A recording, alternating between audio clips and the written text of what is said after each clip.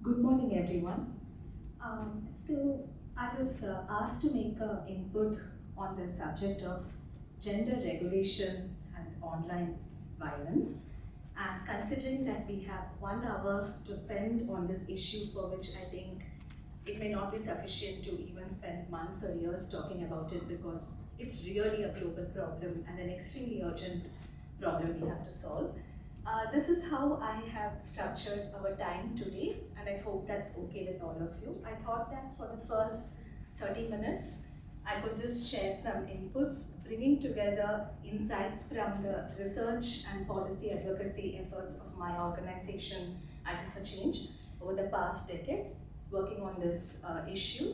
And then for the next 30 minutes, we could just have a free round of your thoughts, reflections, your own questions to not just to me, to everybody, because I feel this is not a subject where we just need to assign it to experts or things like that. As in the case of all projects of gender transformation, this is a societal issue and it's a burning challenge. So the presentation is structured into 4 parts. So first, we'll try to understand the continuum of gender-based violence in order to see how the issue of gender-based cyber violence against women journalists is part of a larger phenomenon that is happening. Then we will move on to do a slightly deep dive analysis of the Indian regulatory landscape in order to see where are the gaps in responding to this issue. Third, we will come to the issue of platform accountability, because here it's not just about the affected victims and the perpetrators and the law, as in the case of offline violence, as we might have called it, but there's also an invisible actor in that entire ecosystem, the social media platform typically, and what's their role and how do we hold them accountable for addressing this. And finally, I will just share some concluding reflections, which are also, they are not like insights or solutions. They are actually dilemmas which our organization tries to solve in every day in the course of our work, and I feel it would be very interesting to have all your views and thoughts on that as well. So firstly, about terminology. To discuss what is happening, is online gender-based violence the best term? Because this term arose initially in the early days of the internet, when we thought about our lives offline, and then as users we go online.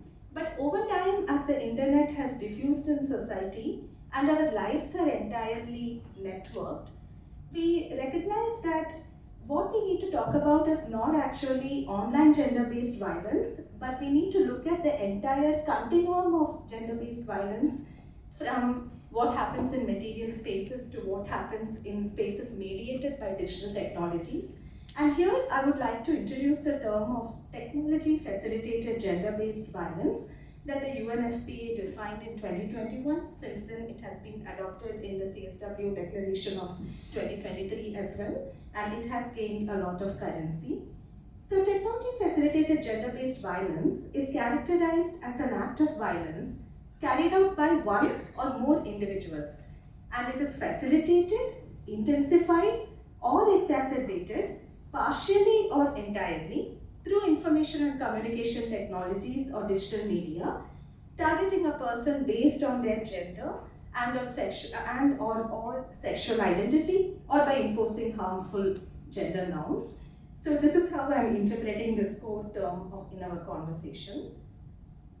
We also know that when it comes to technology-facilitated gender-based violence, there is a disproportionate targeting of women and LGBTQI individuals, particularly those from marginalized social locations. And as the experience of feminists shows us, those who face multiple axes of social stratification and gender discrimination are particularly vulnerable to being attacked this way.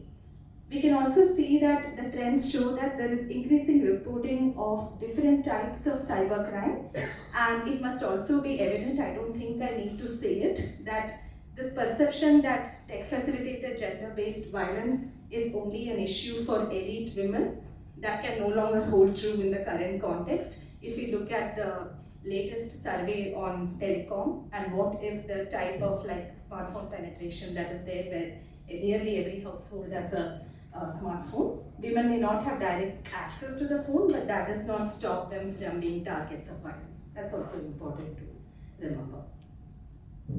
And I want to just like spend a very brief time on this. I'm sure this must have come up in the course of your discussions over the past 2 days. The study supported by UNESCO and carried out by the International Center for Journalists, the comprehensive survey of women in media across the globe. It showed how online violence is extremely common and it's a prevalent problem for women in media.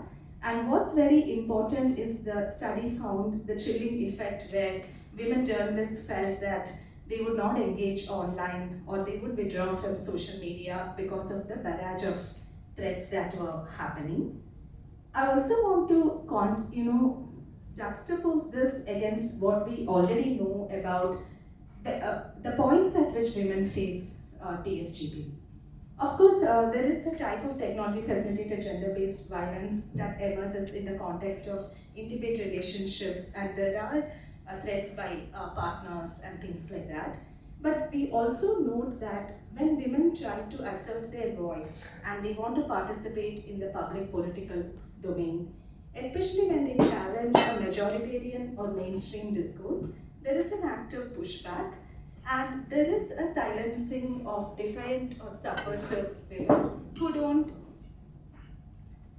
follow certain norms. We did a study about 2 years ago looking at 20 Indian women in public political life. This included elected members of parliament as well as women politicians from opposition parties and women who are generally in the political scene. And our coding of 30,000 mentions actually revealed over 22 different categories of gender-based hate. I would be happy to share details of the study in case anybody is interested. Now to move on. Just because violence is happening in an online context, or what we think of as the internet context, it does not make it any less serious. A range of studies have shown the very real harms of such violence, both on health, physical and mental well-being. Women have reported self-harm tendencies, the pushback and the chilling effect we already discussed, and also the issue of reputational harm, repercussions at the workplace, a range of issues such as this. So this is not something that can be trivialized. It is extremely serious. Now, with the advent of synthetic media, there's a host of new problems when it comes to video content generators, soda, and many other things. And we can also see how this poses a host of new threats. So the Ministry of Electronics and Information Technology has now come out with a public consultation on updating the Internet Intermediary Liability Guidelines in order to address the problem of synthetic media content and the risks of violence. But there are a range of gaps in the way this regulation is being imagined. Since synthetic media is not just about the problem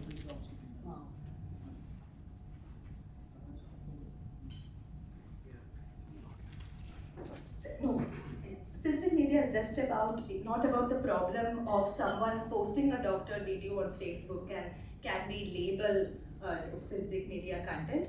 It's also about the licenses of these content generators in the first place, what is actually permitted to be done with these tools and things like that. And we don't yet have a comprehensive regulatory thinking on that. So that brings us logically into the second part of this input, which is about when we look at the legal juridical landscape in India, how are we addressing technology-facilitated gender-based violence? Is it adequate? So right now, you have two main laws that deal with some forms of technology-facilitated gender-based violence, or that can be invoked in order to deal with these cases. That's a more accurate way of representing it. So the Bharatiya Nyaya Samhita, formerly the Indian Penal Code. So there are provisions on sexual harassment, voyeurism, stalking, criminal intimidation, defamation, outraging a woman's modesty, cheating by impersonation. If the offence that is under consideration is something that can be booked under these sections, it is possible to address it. In the Information Technology Act, which was actually, like many of you will know, formulated as a law to facilitate electronic commerce in India. That is, but it still has provisions which can be invoked to address some forms of gender-based violence that is technology mediated, identity theft, violation of privacy, then these laws which deal about transmission of sexually explicit materials and child sexual abuse materials. But, against this picture, there are a number of gaps.